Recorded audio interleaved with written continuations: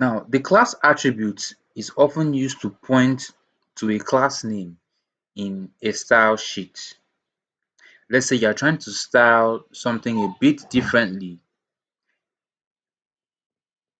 Say, for example, this H3, give it a class name red text, right? By just doing this, it doesn't mean anything. You can go and refresh, and the color is still very, very black. Nothing changes. But we're going to create an internal style. Okay, we already have created an internal style here. Now, I'm going to introduce you to class selectors. To select classes so that you can style them differently, you have to be able to select them, right? You use the dots. And what did we call that class? What did we name that class? We named it red text, correct? Red text. You can see it has already given us a suggestion, red text. And we want the color of that text to be red. Now we have styled it, we have given it a custom styling of color red. So naturally it's supposed to change the color to red because we have styled it differently. Now if we apply that class to other elements, guess what will happen? And let me just show you what will happen when I apply this class attribute to, let's say, um this entire ordered lists.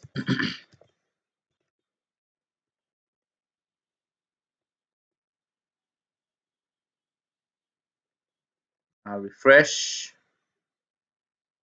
You can see all the ordered list items are red. Let's create another style. Excuse me. Let's create another class. We're going to use this class now. All right. I think my laptop is freezing a bit. I need to put it.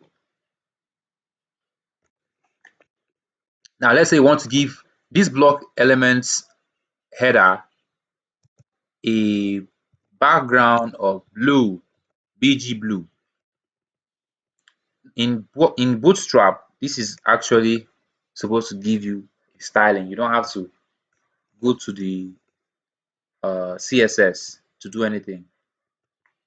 But for the purpose of this lesson, we're not using Bootstrap, so we're going to do it the hard way. BG blue, I want to give it a background color of blue so that that text will have a background of blue while the text remains black. Now let's see what it looks like. What? Nothing changes, oh. Something is not right. BG blue, background color of blue. H3 tag. Oh, right. I did not even give it a class name. I did not call the class name the class attributes. I did not call the class attributes. So it's just staring at me like, you think I'm really going to change? As you can see, it has taken up the entire width. That's to show you or to emphasize our point in the previous lesson that header tags are block level elements. That means they take the full width of the page unless specified to do otherwise. Now let me try to change these elements now. Let me just give it a width of 50%. So let's see what will happen. I'll still use this class. So instead of calling H3, I'll still use this class because if I call H3, that means all the H3 elements will be reduced in size, in their width, I mean to say. So let's say width, I want the width to be 50%.